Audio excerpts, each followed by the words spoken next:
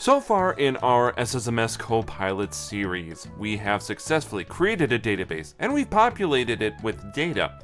Now, the common use case. We need to get data from place to place, starting to look at things from the data engineering perspective of ETL.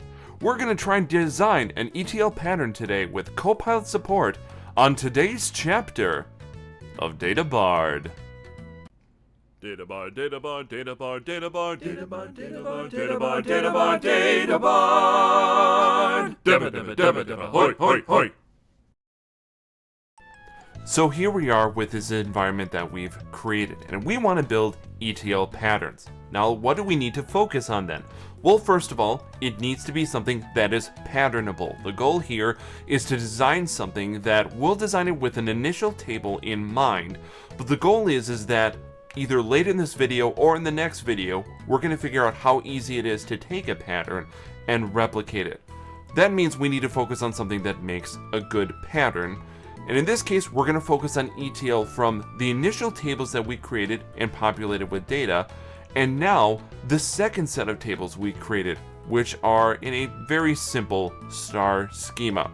So that means we're going to be covering things like SCD considerations and other things that best support incremental processing and the like. Enough of the babble, let's dabble into our demo. Alright, we're back in our environment, and again, to make sure that everybody is caught up to speed on things, I've done nothing with this environment since the last video. And again, all that we've done is we created a database design of 4 tables, 1 more transactional in nature, 3 tables that are referential, and we also did create a quick prompt that said create destination tables for a Kimball dimensional model approach. Now, we're going to try and connect the two because the dimensional model has no data yet. So let's see if we can design a pattern.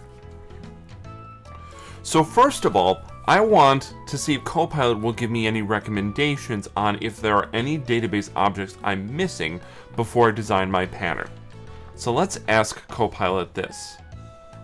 I am looking to design an ETL pattern that... Oh wait, actually before we get to that, this time I'm actually going to shift to read-write. I'm going to give... No, let's do read-write with approval. I don't want to give it too crazy of access. Not yet, anyways. Alright, read-write with approval. So, I'm looking to design a ETL pattern can be used to process data. We'll give it schemas as context from the DBO schema to the dim and fact schemas. This pattern will need to be able to support Kimball techniques such as SCD type evolution. At least that's the term I use for it. I know some other people use like snapshots and the like. And let's see, we want to do evolution and increment. Well, this isn't so much a Kimball technique, but we'll say incremental processing. We want to be able to do incremental processing. Is there anything I should consider adding to the database to support this pattern before I design the pattern itself? Leaving this intentionally vague because what I would do in a more sophisticated implementation here, things that I'm likely missing here, staging tables to help support getting data into those dimensional tables, especially if we want to target incremental processing, and also we don't really have any control tables or anything. So I'm curious to see if it's going to give us any recommendations on that. Let's see what it has to say.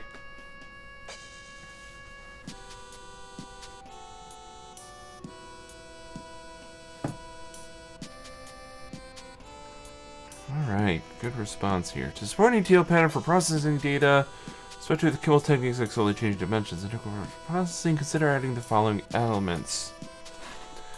Add columns like create date, modify date, and is active.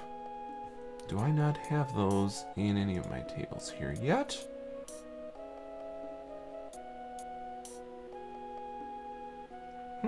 I do have that.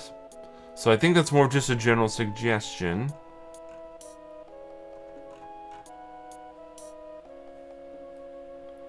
Surrogate keys, which makes a whole lot of sense. We do want to have the surrogate keys in there. Change tracking or change data capture. If we want to get really sophisticated with this, yes, that would at least be the easiest way to identify that changes have occurred and support incremental processing. For sake of demonstration, we'll focus on a simpler approach, which is assuming that we're going to have control dates that identify when information has changed. Staging tables? Hey, look, it called that out. To hold raw data before transformation. Alright, good. It wants us to do that. ETL metadata tables, run logs and error logs. That's another thing that I called out, and it recommended that as well. Let's see. Indexing. Okay, at least in terms of performance, I'd say that's fair. Not necessarily the first thing that I was thinking of, but it does bring up a good point. Analytical environments, we want to think more about performance with queries. Indexing is a big part of that. So is partitioning.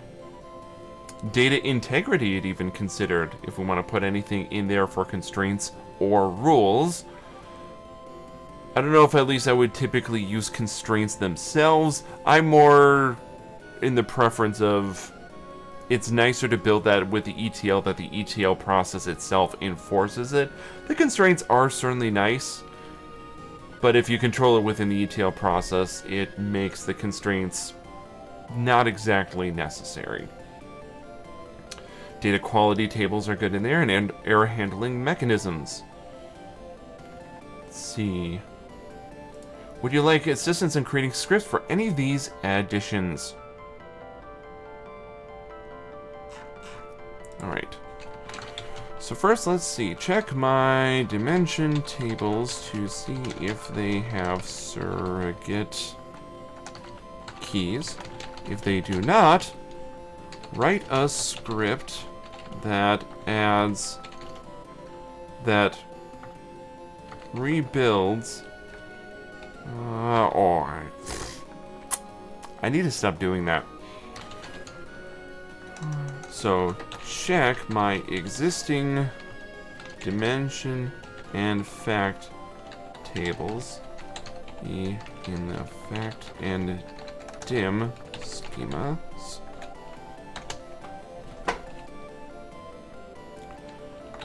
Check if they have surrogate keys. If they do not, we don't have data, so we can rebuild the tables.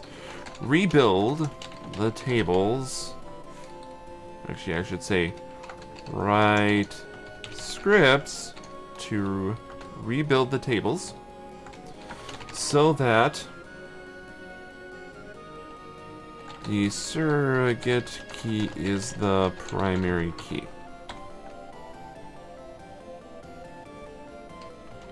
If they do have surrogate keys, let me know in your response, and just let me know in your response. Okay.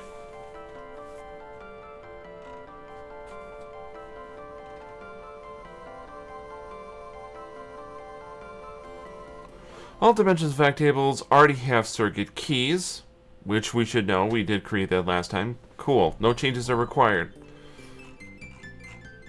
Alright. And I think the next big thing is check if I have enough audit columns in my dim and fact schema tables that would support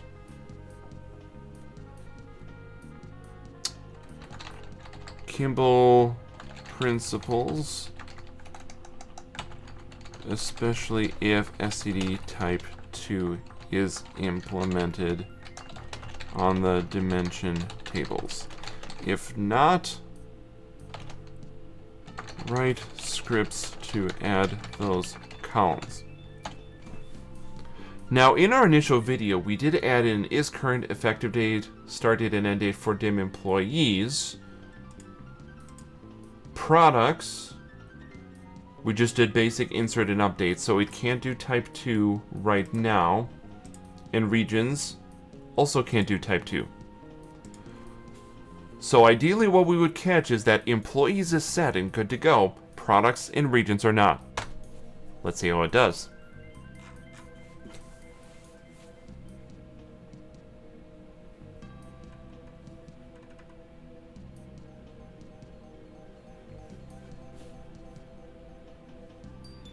Audit Columns products. Okay, so it did an analysis and it gave me a response here. And for products missing, start date, end date is current. Makes sense, we didn't have anything there. Regions, same thing. Employees none already has all the required columns. So it caught at least the design principles that I was going for. So continuing to give it the information about this being Kimball approach, it's catching that I have some of the columns needed there. And sales transactions is saying we need an update date. Alright, so we're gonna assume the possibility that maybe for, in terms of principle, regions probably a little bit overkill to slowly changing dimension on that. That's a dimension that's not likely to not change a whole lot. Products, on the other hand, is more likely to change. So let's take our information for products. That is really small, so let's blow that up a little bit. Looks good. Let's execute.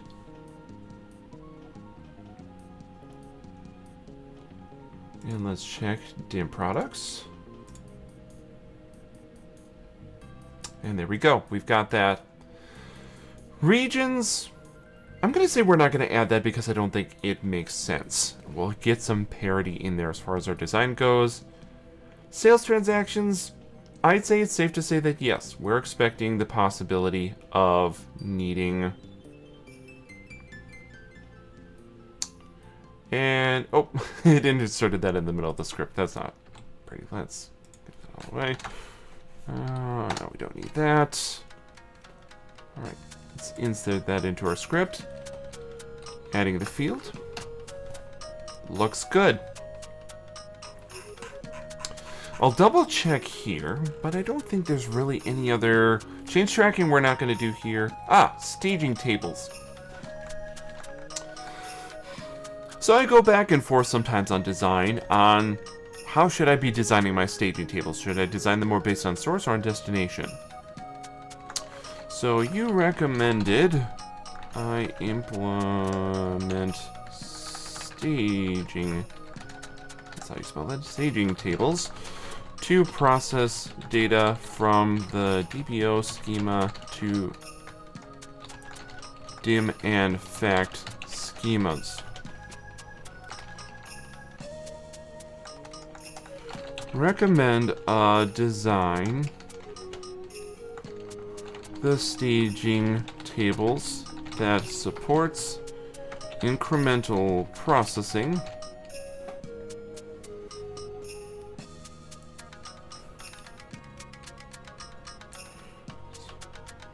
storing the... So we're going to adjust this. Recommend a design for the staging tables that supports storing the data from source and includes columns that support incremental processing using T-SQL, that supports Kimball SCD types for detecting change has occurred and what to do when changes have occurred.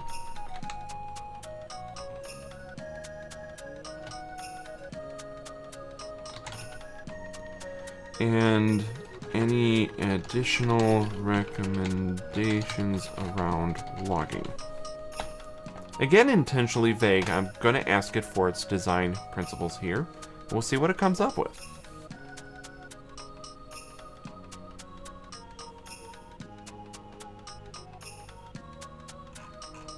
Alright, it's going to keep generating. Staging tables should be designed to temporarily store raw data from the source, DPO schema, Include columns that support incremental processing. Below is a recommended structure. Design principles. Use a dedicated schema for staging tables. So that's a schema. I'll double check, but we don't have that schema. So it will need to detect that we don't have the schemas in place yet. Yep, we do not have an STG schema, so it's suggesting something that doesn't exist yet. Storage data columns, audit columns, ETL metadata columns. Recommended columns for staging tables, source key, source data columns, a hash value. Interesting, so it is recommending hashing for detecting the changes. It's not a hill I'm gonna die on. I'm a little bit more old school than hashing, but hashing is a valid use case. Change type information, effective date there is current, inserted, updated. Batch IDs. So it's already thinking a batch-based approach and logging for that. Very interesting for it to design that. So example, table design. Alright, source key, product ID, product name, price category, stock quantity. Got all that. The hash value, change type, effective start date there is current, inserted, updated. Alright.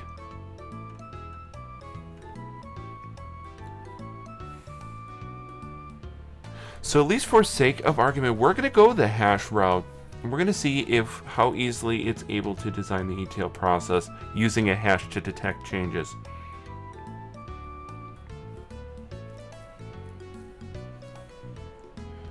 Change type.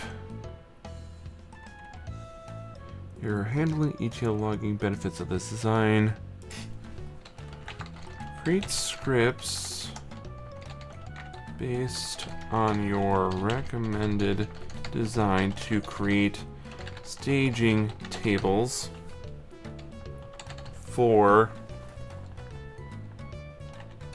all of the tables in the dim and fact schemas. I'm intentionally telling it to just create that, and it's been recommending the staging schema. I want to see if it's going to pick up that it needs to create the staging schema.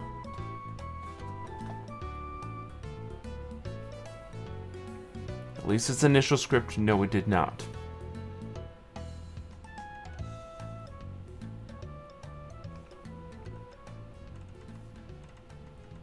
Okay, let's clear this out.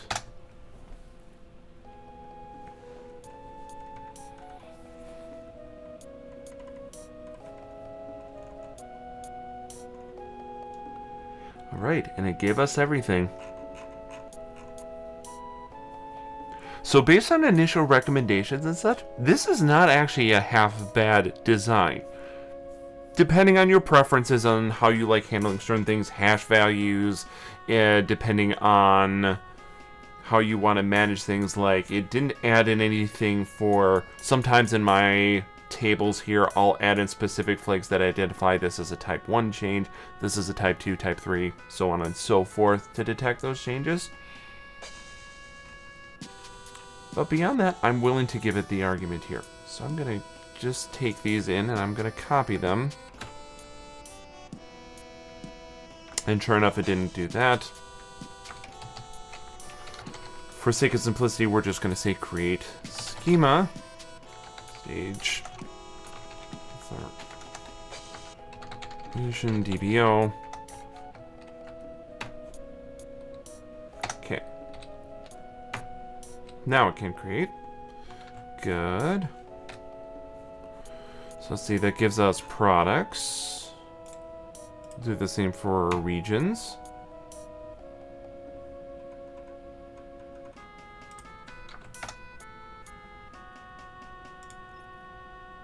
Employees.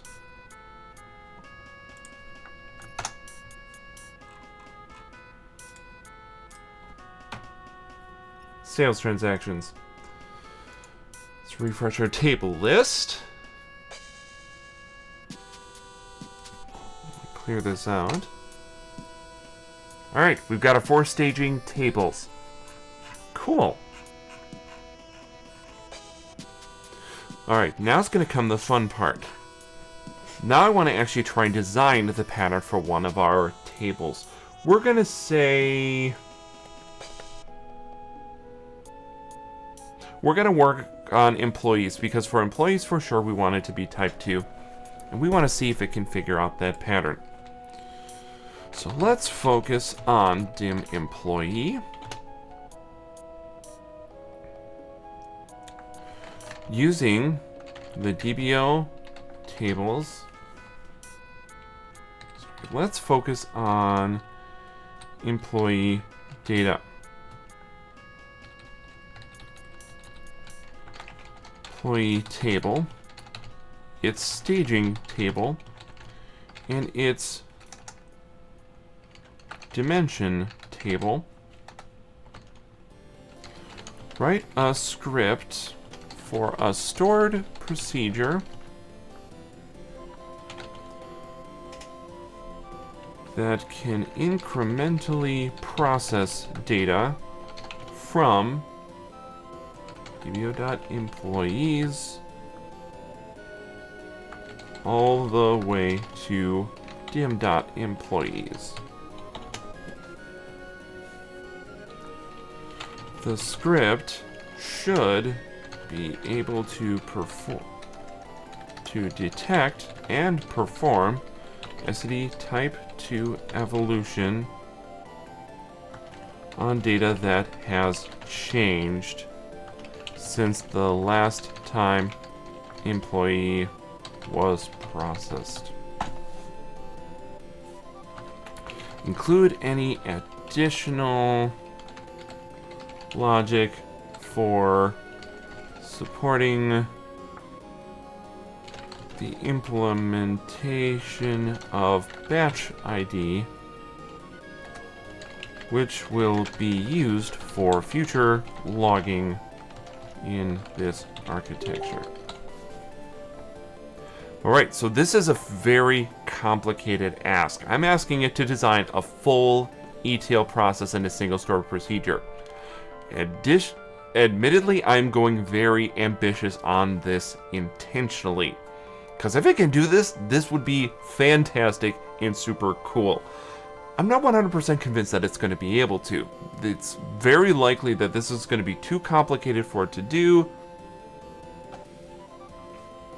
And we're going to have to make adjustments to this architecture. But I want to give it its chance to see how well it can build this and do it in one procedure, which admittedly I would probably break into separate procedures in a typical architecture. Alright, fingers crossed. Let's see what it comes up with.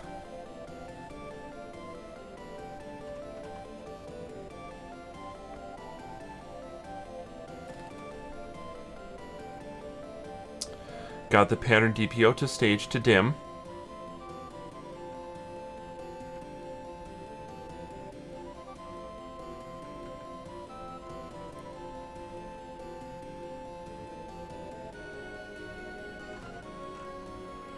Alright, we start our initial process with being able to insert into and having a batch ID. So it's creating its own batch identifier using new ID. Good. Very common use case there.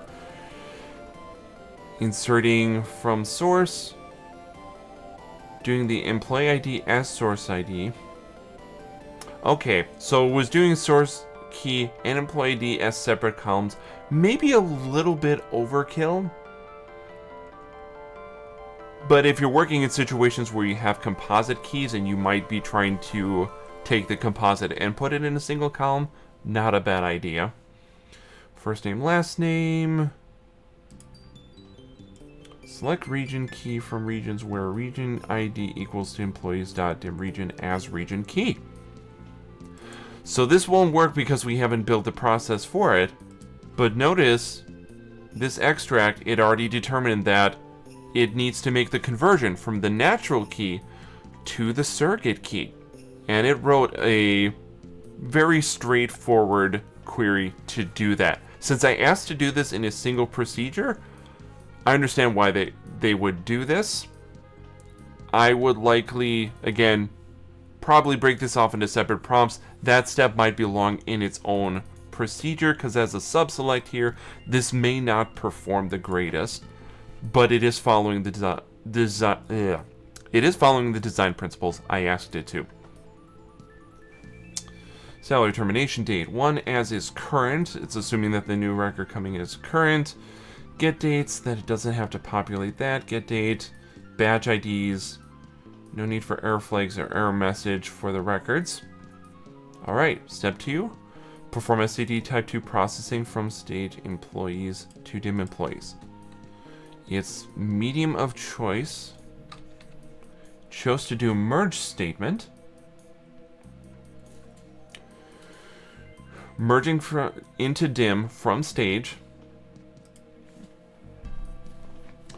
Checking the employee IDs, which makes sense there. And the target, it needs to be looking at the current version. So there too, it's assuming that target might have multiple versions of the record to check against. It needs to check against the current version. So it picked up that flag. Very nice job, Copilot. When matched, and here it's doing a comparison between the two fields, source to destination. So this is an interesting observation based on the way of how Copilots sometimes track history in terms of the chats. So in the previous prompts, it recommended that we do a hash here. We didn't specify in our prompt, so we left it up to their interpretation.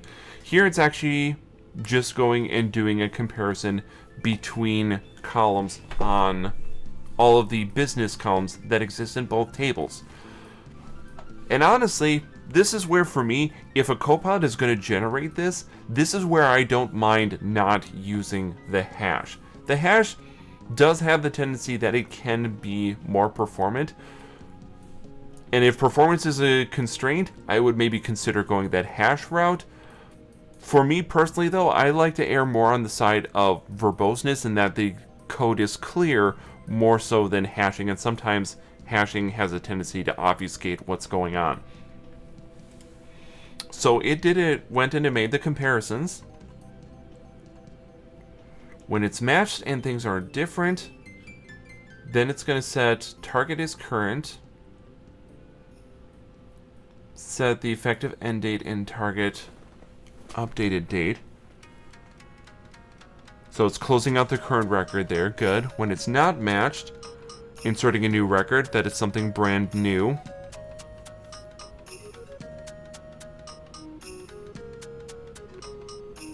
Assuming a sequence for surrogate keys. We'll see if it picks up on that. I forget if that particularly works with the identities or not. Logging into stage ETL run log.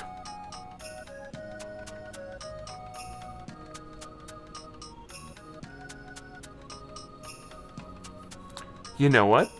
This is actually... I am genuinely impressed by this design. By no means is this perfect, but by a singular prompt in designing a pattern like this, and it was able to do a...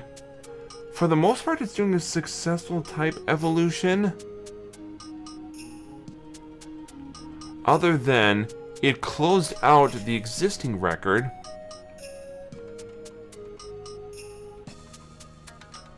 But it doesn't have anything that actually then inserts the new version of the record. I think that's where it's assuming.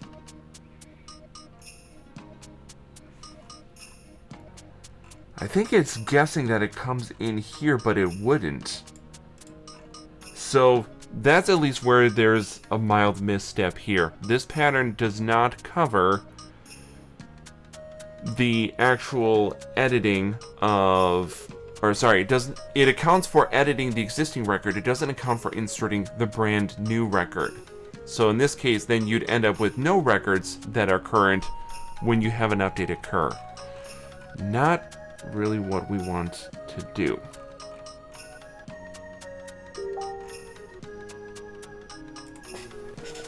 Okay, so here's what we're going to do. First thing we're going to do is we're going to ask them to create the ETL run log table.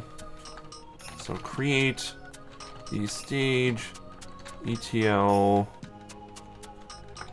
run log table as per.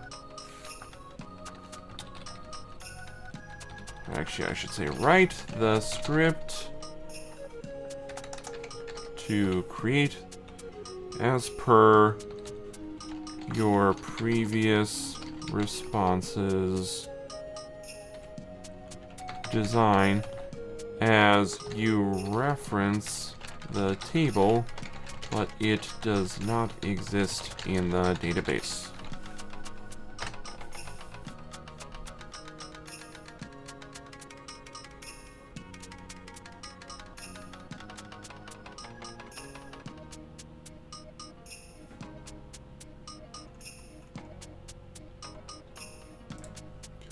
All right, good.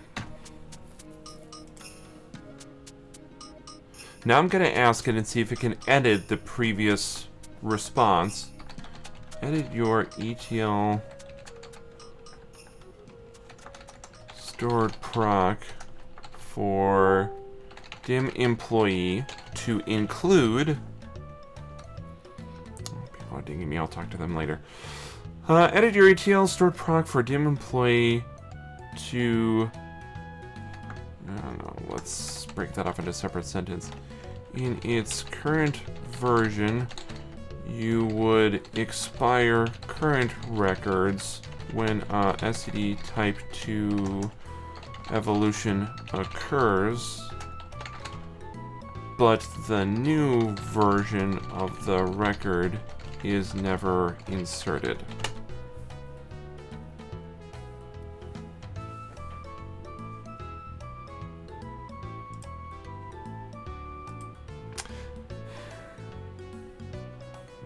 We're going to try this without creating the procedure, because I want to see if it can get it from chat history. If it can't get it from chat history, next step is we will create the procedure as it defined it earlier, and we'll ask it to make an edit. Because then, it should be an object in the database. It should be able to reference it.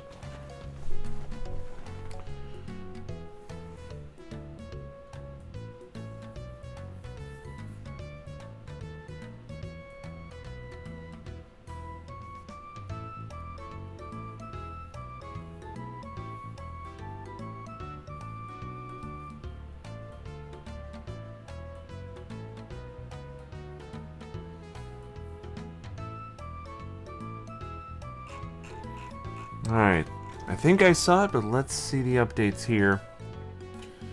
Okay, badge ID still in there. This part still looks the same as it was. STD2 evolution. So when matched and the fields are different, then we close out the current matched.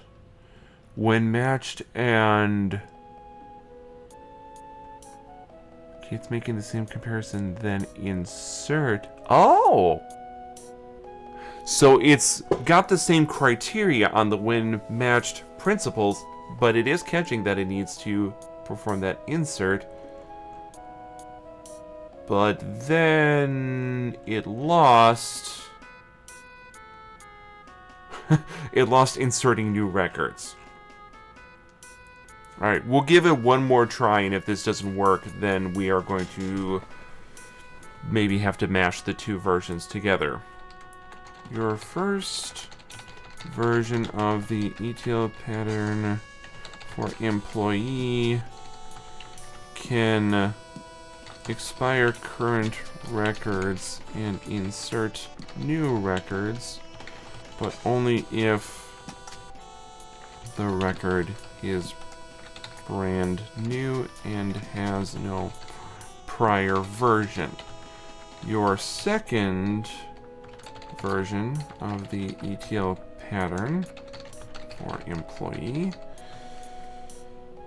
can expire current records and insert new versions of records, but cannot insert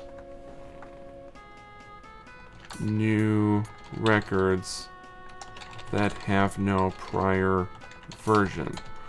recreate the ETL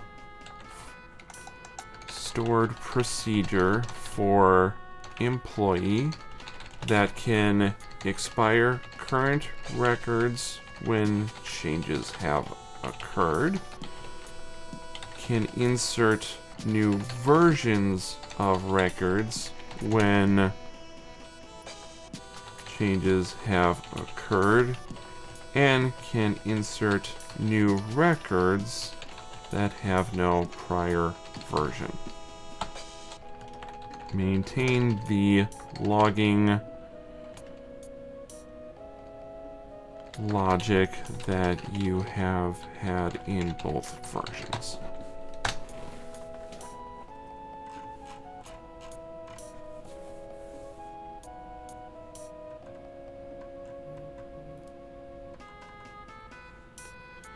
Alright, we're doing the insert into the staging table. Looking good there. Merge. When matched, and this stuff is different, then we do the update. When matched, and this is different, then insert the new version with the sequence. When not matched, then insert. There we go. That's more like it. Alright, so it took a couple of prompts to get it to get a couple rounds there. But in the end there, we've got this pattern here.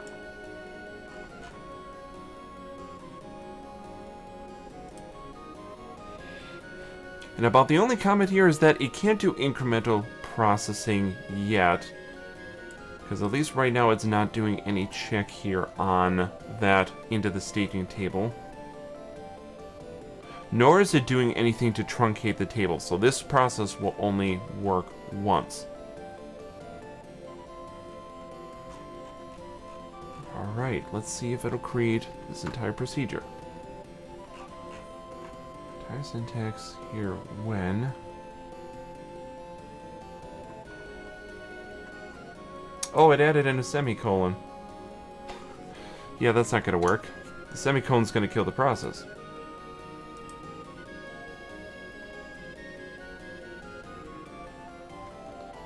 Let's see, a bunch of things flagged on source. That's because the table doesn't exist, so we'll Control-Shift-R. That should make those errors disappear.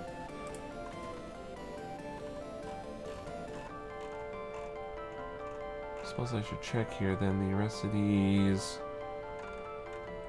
Insert, yep, it added in another semicolon, so that will work.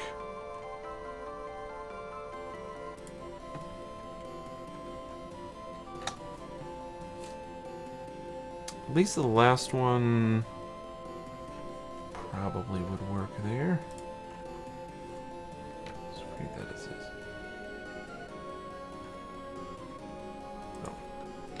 There we need the semicolon. Okay, there we need to move away from the merge procedure.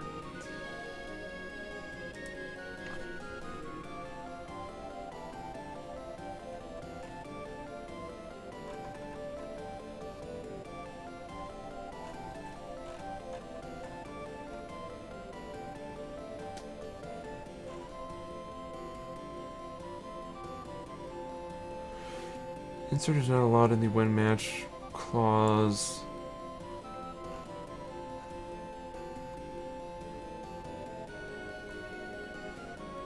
Wait, the actual type insert is not allowed in the match clause of a merge statement.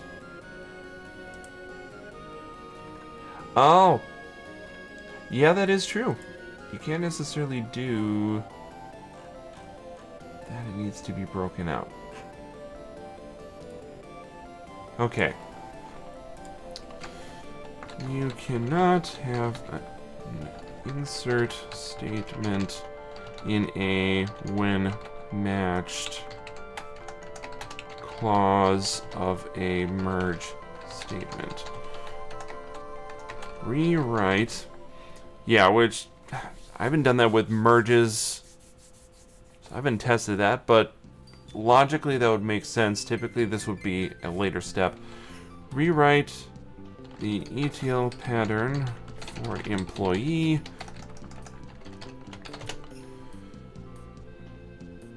to handle the insert of new versions of a record, separate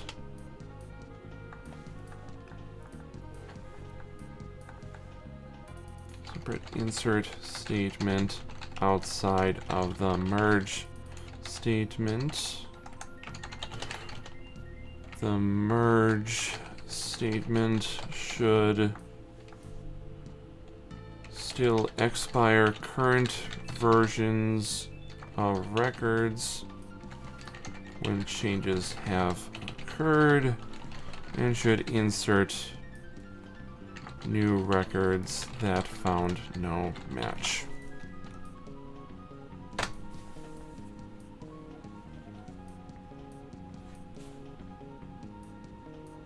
This is admittedly where it's a lot of things to do in a merge statement. For me personally, if I'm in this sort of situation, I would rather write all these things as update statements and insert statements, not as a merge statement.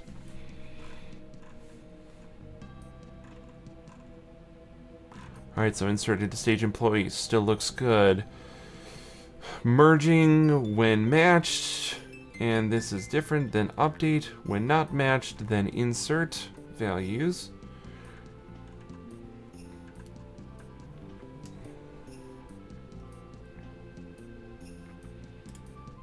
And then how is it handling in the insert statement? Insert anything from stage where exists. Select one where the employee ID matches. Target is current 0, and this differs.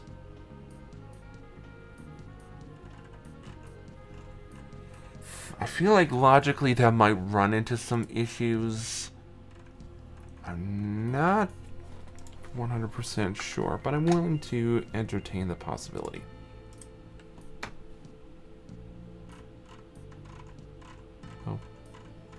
I think we're back to the point where somewhere in here we've got this semicolon in here.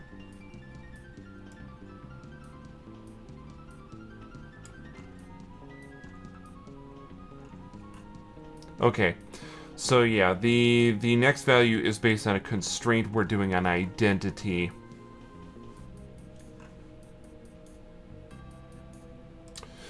So for sake of time, we'll just comment this out because the identity should handle it on its own.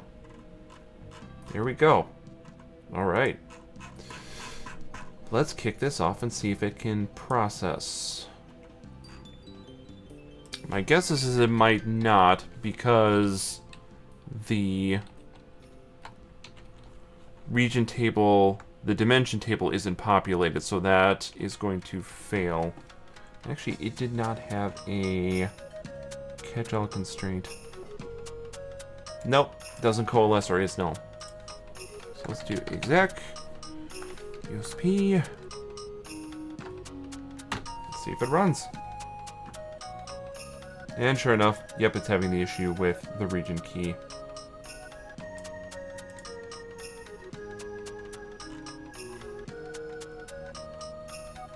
Okay. We can fix that easy enough with a, let's see, well, I suppose it is null.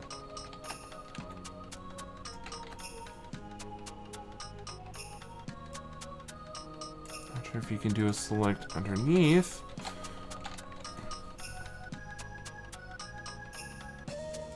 Actually, we don't have a -1 in there, so we'll just do 1.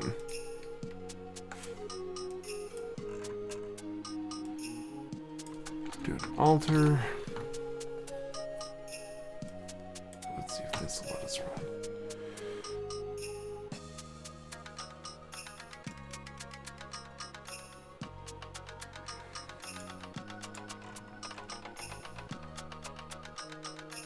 Oh, because the constraint exists. Okay, give me a moment. I need to fix this. So similar to this SQL script that adjusts the foreign constraint between employees and him. So the constraint is not checked. Of course, I had to pick the one where, of course, I picked the one that had dependency because that doesn't work.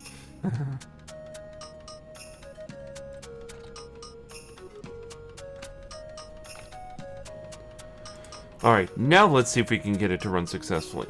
Do employee key sequence. Oh, that's because I think it's probably checking for... let's see. Where are you checking for that?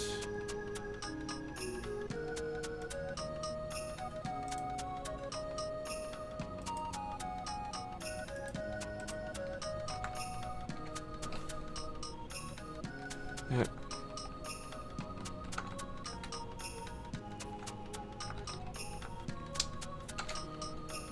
Employee key sequence. Yeah, because I typed it in wrong. Thank you. Calling that out. Okay, in the comment there. Oh. Duh, I had that in multiple spots.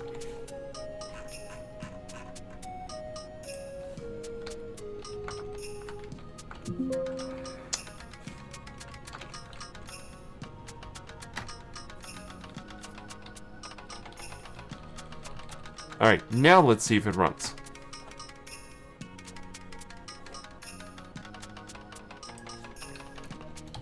Ran without error, and let's do select star from dim please.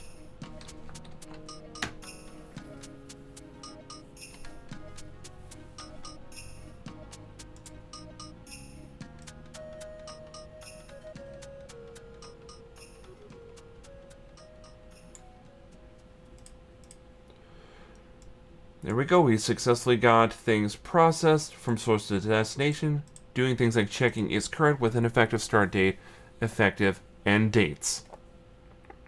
Not a perfect pattern, but a pattern nonetheless, and something that can be repeatable. Alright, we developed an ETL with a Copilot. Yay!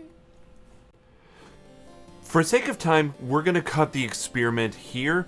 Not because we can make further refinements to it, but again, I'm wanting this to be a time-sensitive experiment, which means if it's taking too long to do certain things, that's where the Copilot isn't necessarily as efficient.